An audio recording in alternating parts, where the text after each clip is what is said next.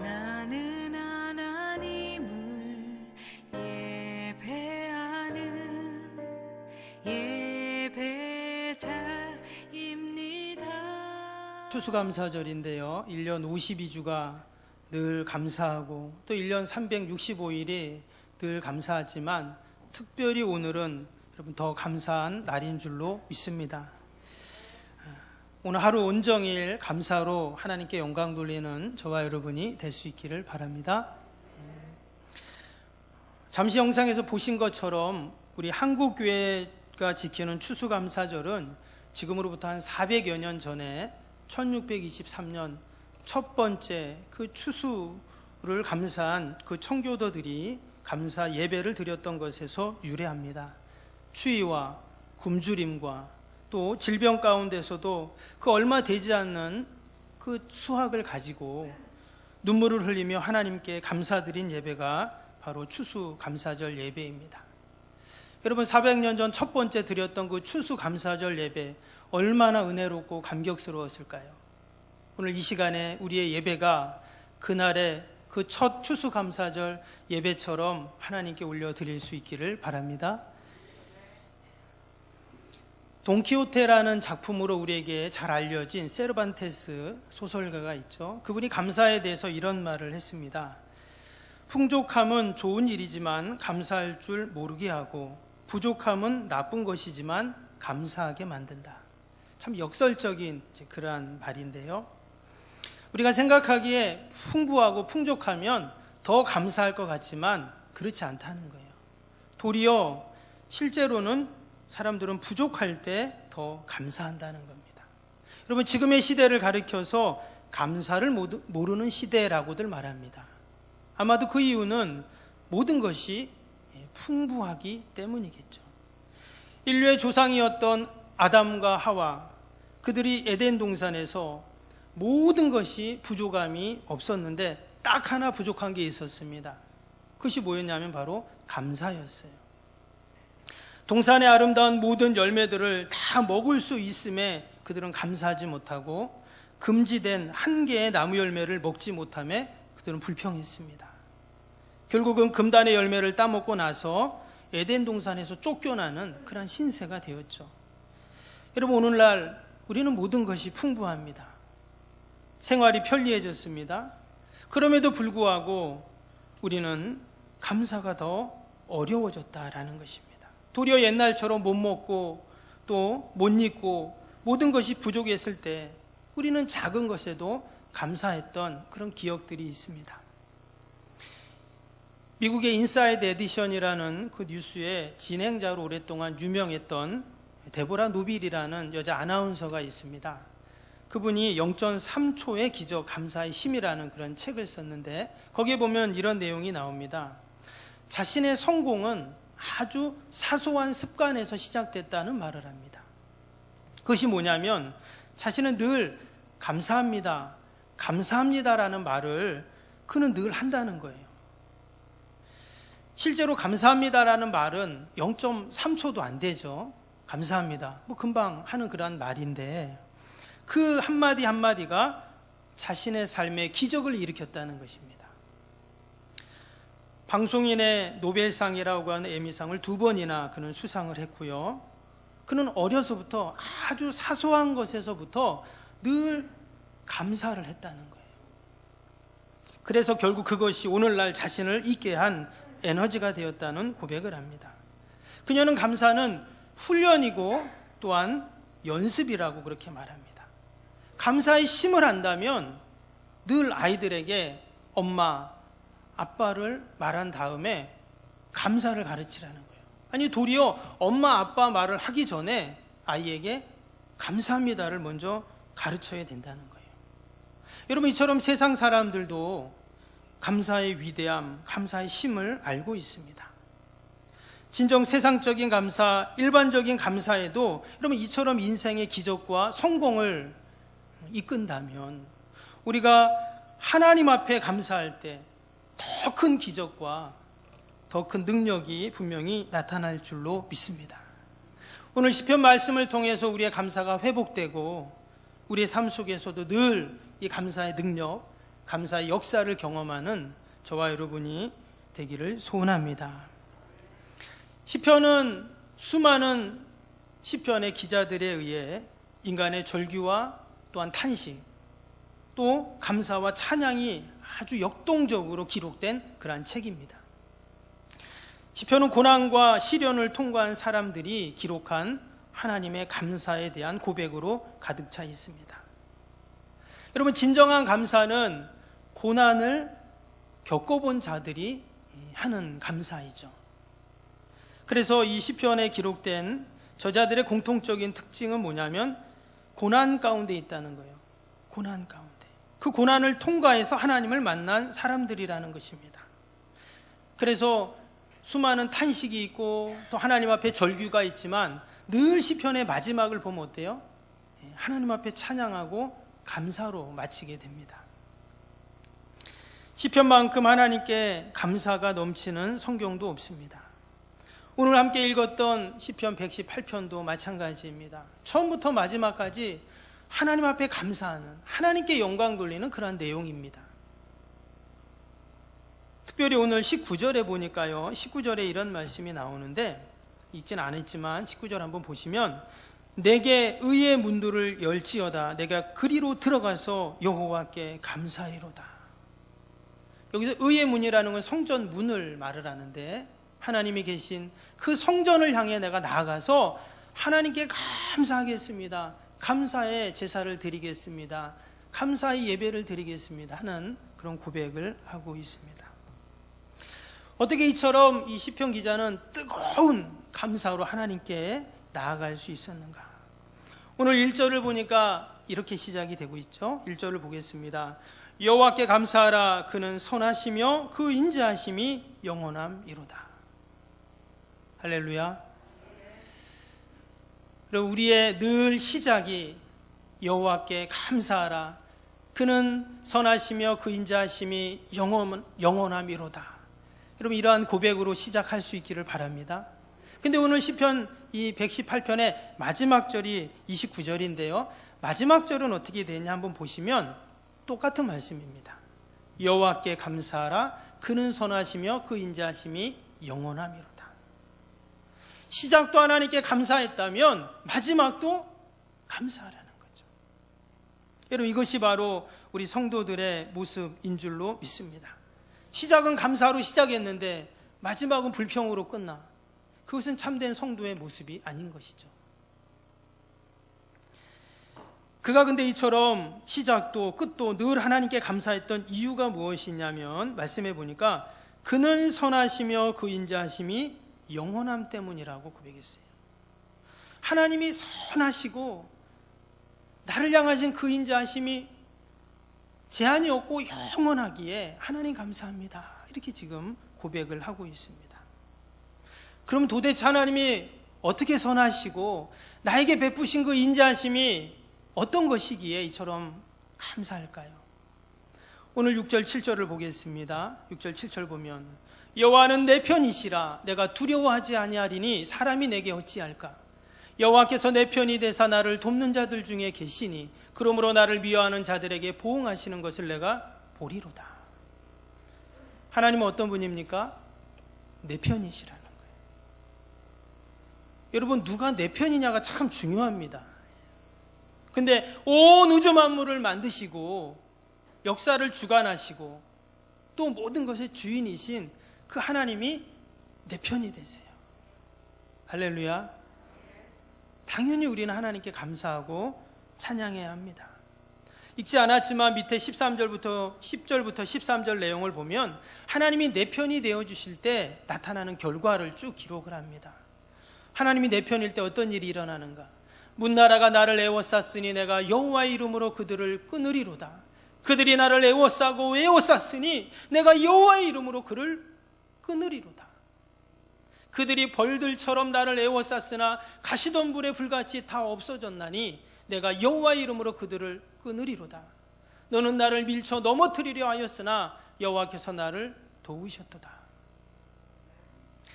여러분, 하나님이 내 편이 되실 때 이러한 역사들, 이러한 은혜들이 분명히 있는 줄로 믿습니다. 오늘 10절부터 13절 쭉 보니까 계속 반복되는 말이 뭐냐면 애워쌌다는 거예요. 뭔가가 나를 꽉 애워싸가지고 꼼짝을 못하게 하는 거예요. 애워싸고 또 애워싸고 심지어 벌들처럼 나를 애워쌌다는 거예요. 혹시 그런 경험이 있는가 모르겠습니까? 시골에서는 그런 일들이 있는데 이렇게 산에 이렇게 갔다가 잘못해갖고 막 벌집을 건드려가지고 막 벌들이 막 그런 적 있으시죠? 웃는 분들은 아마 경험이 있으실 겁니다. 저도 어렸을 때 한번 이제 친구들하고 산에 밤 따로 갔다가 잘못해갖고 그 벌집을 이렇게 건드려가지고 막 벌들이 막 윙윙하고 달려드는데 놀래가지고 산 밑에까지 뛰어 내려왔던 그런 기억이 납니다. 지금 벌들처럼 나를 애워싸고 막 꼼짝 못하게 한다는 거예요. 그럼 어떻게 벗어납니까?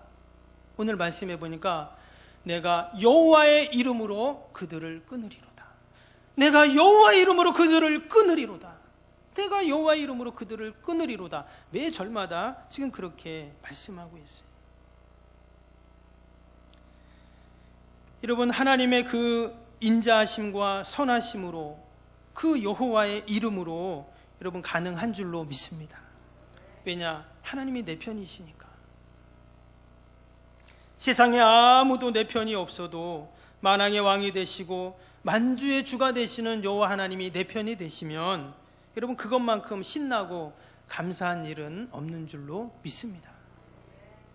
적들이 나를 애워싸고 또 그래도 하나님이 다 끊어주시고 적들이 벌떼처럼 애워싸고 그래도 가시덤불이 타는 것처럼 다 없어져 버리고 적들을 나를 밀어뜨리려고 해도 하나님이 꼭 붙잡아 주시기에 결코 넘어지지 않는 그 은혜, 하나님이 내 편이시기에 여러분 가능한 줄로 믿습니다. 혹이나 우리 중에 세상에서 나 혼자인 것 같고 아무도 나를 알아주는 것 같지 않고 도리어 나를 다 떠나는 것 같고 외면하는 것 같은 마음이 든다면 여러분 하나님은 내 편이십니다. 우리가 이 약속의 말씀을 꼭 붙잡고 늘 우리 입술에서 감사가 흘러나오고 또 하나님의 선하심과 인자하심을 찬양하는 저와 여러분이 될 수 있기를 바랍니다. 두 번째로 하나님이 베푸신 그 선하심과 인자하심은요, 나를 구원하시는 은혜입니다. 오늘 14절 15절 보시면 여호와는 나의 능력과 찬송이시요 또 나의 구원이 되셨도다. 의인들의 장막에는 기쁜 소리 구원의 소리가 있으며 여호와의 오른손이 권능을 베푸시며. 여러분, 우리 성도들이 평생 무덤에 들어가는 그 순간까지 잊지 말아야 할 것이 있어요. 그게 뭡니까?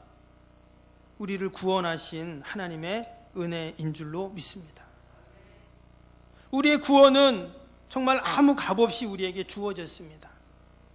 하나님, 내가 이렇게 바칠 테니까 나를 구원해 주세요. 하나님, 내가 이렇게 헌신할 테니까 나를 구원해 주세요. 내가 이렇게 할 테니까 구원해 주세요. 안 되죠. 하나님께서 우리를 구원하신 것은 말 그대로 은혜로 우리를 구원해 주셨습니다. 근데 우리 입장에서는 은혜이지만 하나님 입장에서는 어때요? 아들을 바쳤어요.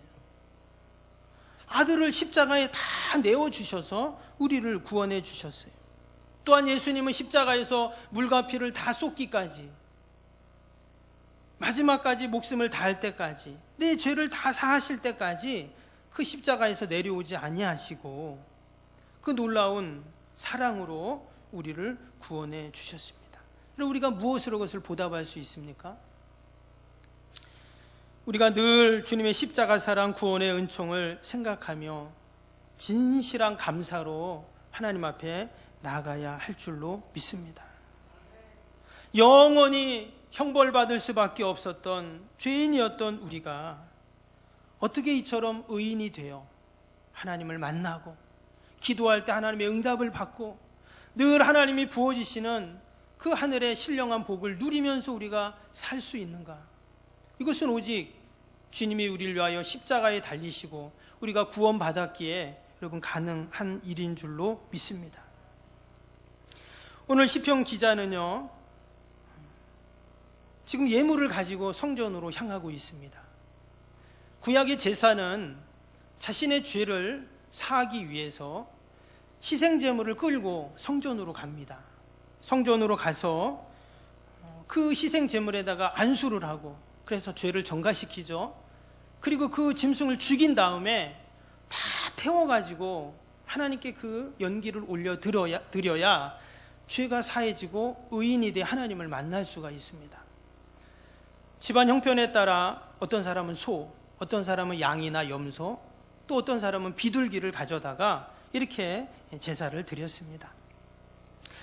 그런데 지금 이 시편 기자는요, 성전을 향해 올라가고 있습니다. 그러니까 여전히 이 사람은 어떤 사람이에요? 아직 죄인이죠. 아직 죄사함을 받지 않았기 때문에 이 사람은 여전히 죄인입니다. 근데 우리가 아까 읽었던 19절 말씀에 보니까 그가 의의 문을 향해서, 성전 문을 향해서 뭐라고 말해요? 문을 열라는 거예요. 내가 하나님을 찬양하겠다, 이렇게 고백을 하고 있습니다. 여러분, 어떻게 죄인이 이처럼 당당합니까? 우리가 조금만 죄를 지어도 주눅이 들고 양심의 가책을 느끼고 그러는데, 어떻게 죄인이 이처럼 당당하게 하나님 앞에 나가 이렇게 의인의 자격으로, 의인이 아님에도 불구하고, 이것은 불법이고 이단이죠. 그럼에도 불구하고 오늘 시편 기자가 이렇게 고백할 수 있었던 이유는 뭐냐면요, 하나님이 베푸실 은총을 생각하면서 믿음으로 감사를 선포한다는 거예요. 할렐루야. 여러분, 우리 가운데 여전히 현실에서 낭만과 좌절 가운데 계신 분이 계실 겁니다. 영원히 죄로 말미암아 심판받고 형벌 받을 수밖에 없는 나의 모습 때문에 두려워할 수도 있습니다. 그러나 우리도 이 시편 기자처럼 여러분, 믿음의 감사를 올려드릴 수 있기를 바랍니다. 나도 뻔뻔하게 이제 하나님, 나도 주님의 십자가의 은혜로 의인이 되었습니다. 나도 하나님 의의 문을 활짝 열어주셔서 하나님을 찬양하겠습니다. 우리가 이렇게 믿음으로 고백하고 여러분 선포하는 감사절이 될 수 있기를 바랍니다. 마지막으로 우리가 이처럼 하나님을 찬양할 수 있는 이유는요, 하나님은 늘 우리에게 응답해 주시는 하나님이기 때문입니다. 우리 읽었던 5절 말씀 다시 한번 볼까요? 5절 보시면, 내가 고통 중에 여호와께 부르짖었더니 여호와께서 응답하시고 나를 넓은 곳에 세우셨도다. 근데 이 비슷한 말씀이 밑에 21절에도 나옵니다. 21절에 주께서 내게 응답하시고 나의 구원이 되셨으니 내가 주께 감사하리이다. 지금 하나님께서 고통 중에 부르짖었는데 하나님이 응답하신다는 거예요. 여러분, 하나님은 늘 응답하시는 하나님이신 줄로 믿습니다. 내가 기도하지 않고 간구하지 않기에 응답이 없지, 하나님은 내가 기도하고 간구하면 응답하시는 하나님이세요. 할렐루야. 제가 제일 안타까운 게 뭐냐면, 저분은 꼭 기도해야 될 분인데 그런 분은 기도를 안 해요. 참 희한하죠. 그리고 제가 봤을 때 저분은 더 기도 안 해도 하나님께서 다 응답해 주시고 하나님이 다 해결해 주시는데, 이런 분들은 기도를 하더라고요. 무슨 말씀인지 알죠? 아직까지 뭔 말인지 모르시는 분들 계시는 것 같은데, 기도하자는 거예요. 여러분, 우리가 기도할 때 하나님이 반드시 응답하실 줄로 믿습니다. 여러분, 자녀의 문제 기도하면 응답해 준다는 거예요. 사업의 문제 기도하면 응답해 준다는 거예요. 건강의 문제 기도하면 응답해 준다는 거예요. 하나님은 어떤 하나님이십니까? 응답하시는 하나님이신 줄로 믿습니다. 왜 응답이 없지? 그게 아니라 우리가 하나님 앞에 기도할 때 반드시 하나님은 응답해 주십니다. 지금 시편 기자가 어땠어요? 애워싸이고 또 애워싸이고 또 밀치고 밀치는 지금 그런 상황이 있잖아요. 그럼에도 불구하고 그는 지금 하나님께 믿음의 감사를 선포하고 있습니다. 감사의 기도를 하고 있다는 말이에요. 신명기 4장 7절 말씀에 보면, 우리 하나님 여호와께서 우리가 그에게 기도할 때마다 우리에게 가까이 하심과 같이 그 신의 가까이 함을 얻은 나라가 어디 있느냐. 하나님 언제 우리와 가까이 하시냐면 기도할 때마다 가까이 하신다 했어요. 시편 34편 4절에 내가 여호와께 구하매 내게 응답하시고 내 모든 두려움에서 나를 건지셨도다. 우리가 하나님 앞에 구하고 기도할 때 하나님이 모든 두려움에서 우리를 건져주시는, 여러분, 이런 은혜와 복이 분명히 있는 줄로 믿습니다. 어떤 시인의 그런 고백처럼 가을은 기도하게 하소서. 여러분, 가을은 기도하는 계절인 줄로 믿습니다. 올 한 해가 이제 한 달하고 보름 남짓 남았는데요, 우리가 이 남은 한 달 보름을 어떻게 보내야 될까요? 여러분, 기도하며 응답받고 보내는 저와 여러분이 될 수 있기를 바랍니다. 지난 한 해를 돌아봅니다. 절박한 문제 앞에서 기도할 수밖에 없었던 때가 있었고, 또 혼자 지어야 할 짐이 너무 버거워서 기도할 수밖에 없었고, 또 불안한 앞날에 대해서 두려워 기도할 수밖에 없었습니다. 근데 하나님께서 지난 날들 다 지나고 지금 이처럼 아무런 탈 없이, 아무 사고 없이 지금 저와 이 자리에 있습니다. 여러분, 이것이 기도의 응답인 줄로 믿습니다. 우리가 코로나19 때문에 얼마나 많은 염려와 걱정이 있었습니까? 얼마 전에 아는 우리 선배 목사님이신데 아르헨티나에 계세요. 아들이 해병대 입대한다고 그 문자가 왔더라고요. 그래서 얘기를 하다가 거긴 좀 어떠세요? 그랬더니 거기는 하루에 10,000명씩 그 코로나 감염이 된답니다. 그래서 지금 8개월 동안 예배당에서 못 드렸대요. 8개월 동안 예배당에서 한 번도 예배를 못 드린 거예요. 왜? 아예 교회를 못 가게 나라에서 하기 때문에. 그리고 온라인으로 계속 이제 올리는 거죠, 인터넷에. 그 얘기를 들으니까 참 너무나 안타깝다라는 생각이 들면서 또 다른 한편으로는 너무 감사한 거예요. 여러분, 코로나가 아르헨티나만 남아있고 미국만 있습니까? 우리도 있잖아요. 그런데 하나님의 은혜 가운데 우리도 여러 가지 불편함이 있지만 그럼에도 불구하고 이처럼 우리가 예배 드릴 수 있는 것, 여러분, 이것이 은혜이고 감사의 제목인 줄로 믿습니다. 오늘 이렇게 보니까 정말 오랜만에 교회 오신 우리 어르신들, 집사님들 계세요.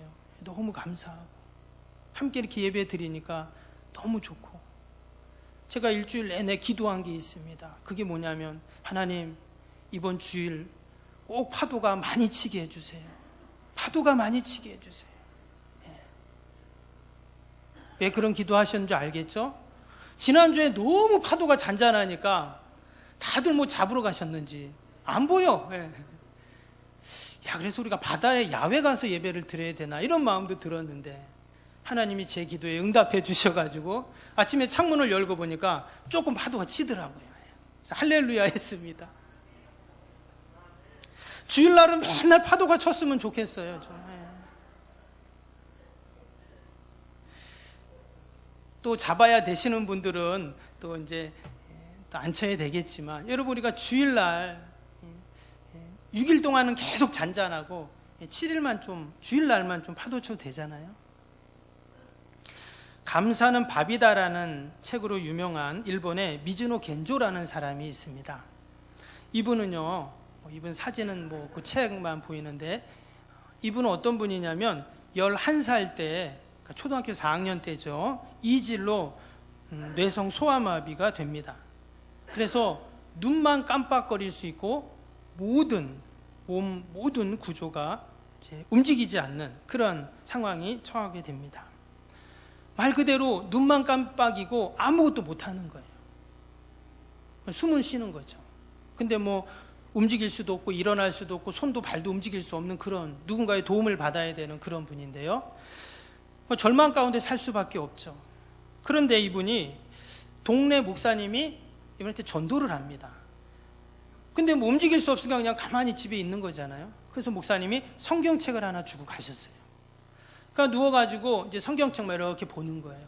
근데 넘길 수가 없잖아요. 그래서 어머니가 옆에서 넘겨주시면서 또 읽어주면서, 그런데 어머니가 이렇게 나갔는데 이렇게 넘기고 싶은데 넘길 수 없어요. 그래서 계속 말씀을 이렇게 계속 보다가 거기 어떤 말씀이 나왔냐면 고린도후서 12장 9절에 내 은혜가 내게 족하다, 이 말씀이 있었던 거예요. 그래서 이 말씀을 계속 묵상하다가 이분이 첫 번째 쓴 시집의 제목이 내 은혜가 내가 족하다라는 시집이에요. 그 이후에 수백 편의 주옥 같은 시들을 쓰게 됩니다. 제가 몇 편만 잠깐 소개해드리면 간단하고 짧은데요. 택할 가치가 없는 나를이라는 시가 있어요. 그 시 내용이 이렇습니다. 내가 예수 그리스도를 택한 것이 아닙니다. 택할 가치가 없는 나를 예수 그리스도께서 택하여 주셨습니다. 내가 예수 그리스도를 찾은 것이 아닙니다. 찾을 가치가 없는 나를 예수 그리스도께서 찾아주셨습니다. 내가 예수 그리스도를 사랑한 것이 아닙니다. 사랑받을 가치가 없는 나를 예수 그리스도께서 사랑해 주셨습니다.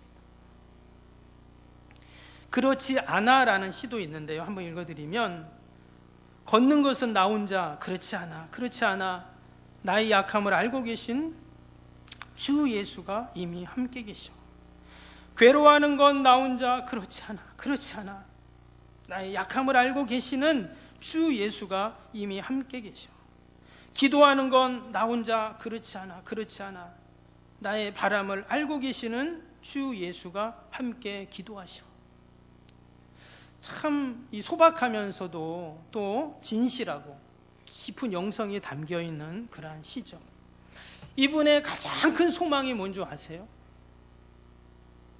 하나님 감사합니다를 한번 외쳐보는 거래요. 왜? 말을 못하니까.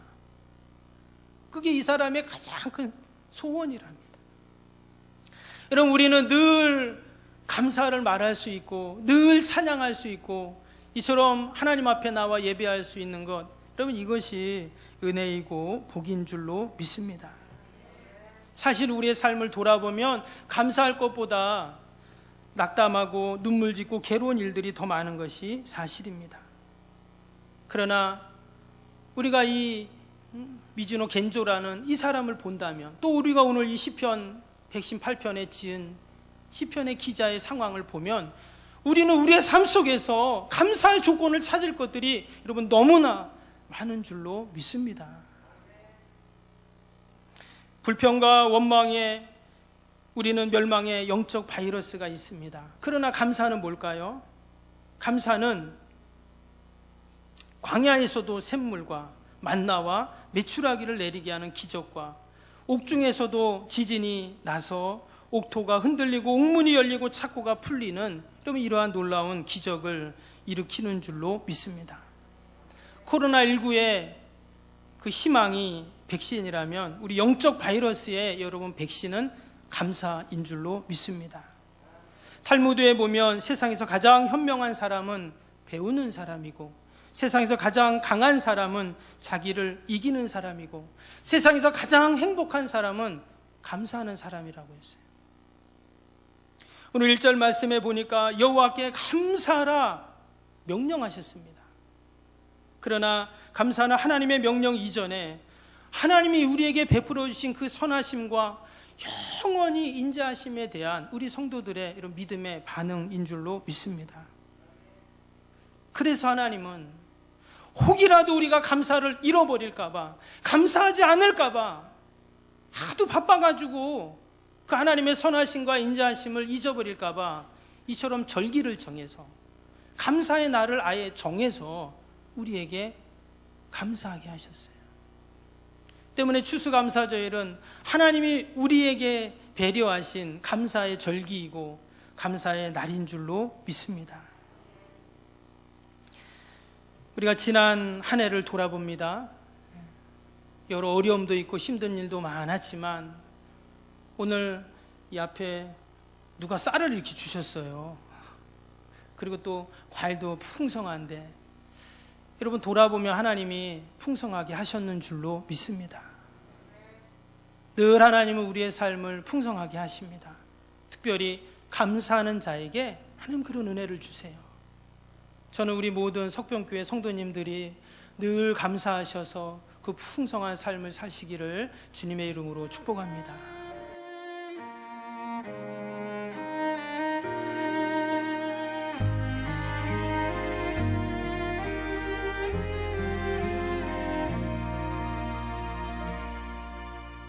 나는 하나님을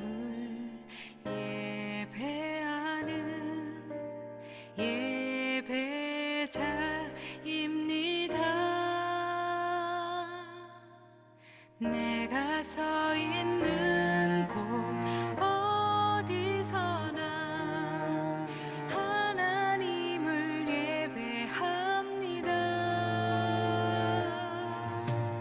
나는 하나님을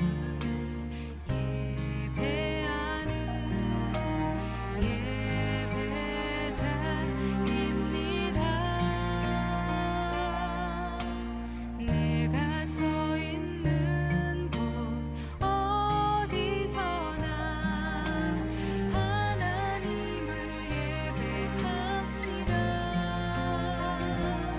내 영혼 거룩한 은혜를 향하여 내 마음 완전한 하나님 향하여 이곳에서 바로 이 시간 하나님을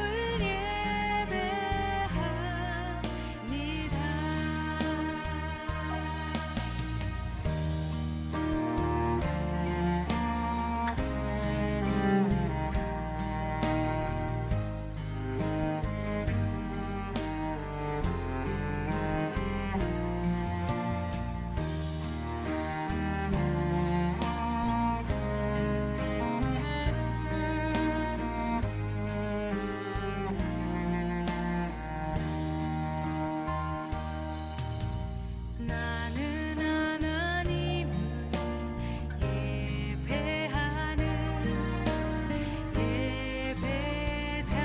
예배자입니다. 내가 서 있는 곳 어디서나 하나님을 예배합니다.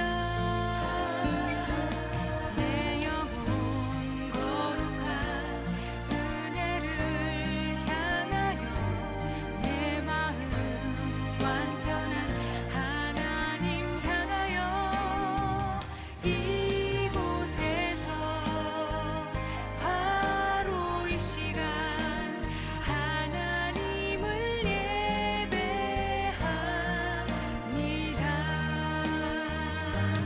내 영혼 거룩한 은혜를 향하여 내 마음 완전한 하나님 향하여 이곳에서 바로 이 시간